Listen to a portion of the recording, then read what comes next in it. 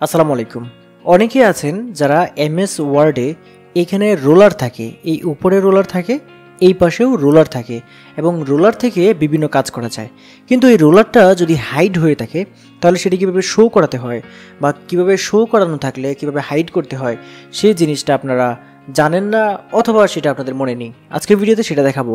প্রথমে হচ্ছে আপনার যে কোনো ভার্সনই হোক না কেন সেটা 2007-এর পরে, অর্থাৎ এমএস অফিসের 2007 যে ভার্সনটা আছে সেটার পরবর্তী যে কোনো ভার্সনে আপনি এই সিস্টেমে পাবেন।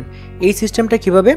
এইখানে আপনি এই যে মেনু বারটা দেখতে পাচ্ছেন এই মুহূর্তে আমার এখানে, এই মেনু বার থেকে এইখানে চলে আসবেন ভিউ। এই যে ভিউ লেখাটা দেখতে পাচ্ছেন এটাতে ক্লিক করতে হবে। তারপর এখানে এসে এই যে দেখতে পাচ্ছেন রোলার, এই যে গ্রিড লাইন, এটা নেভিগেশন পেন, এইখান থেকে টিক চিহ্নগুলো এখানে দিয়ে দিলেই এইখানে শো করবে। যেমন প্রথমে রোলারে টিক চিহ্ন দিলাম, এই যে দেখুন এই পাশে রোলার চলে আসছে, এই পাশেও রোলারটা চলে আসছে।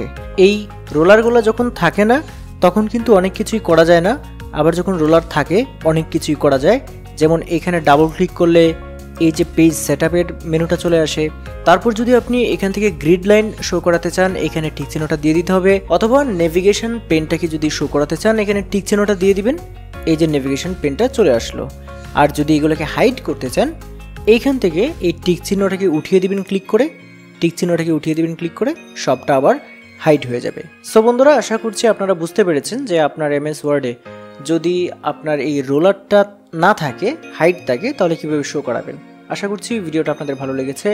ভিডিও ভালো লাগলে অবশ্যই চ্যানেলটি সাবস্ক্রাইব করে রাখবেন এবং ভিডিওটি লাইক করে দেবেন। আর হ্যাঁ, ভিডিওটি শেয়ার করতে ভুলবেন না। আজকের ভিডিও এ পর্যন্তই। সবাই ভালো থাকবেন। আল্লাহ হাফেজ।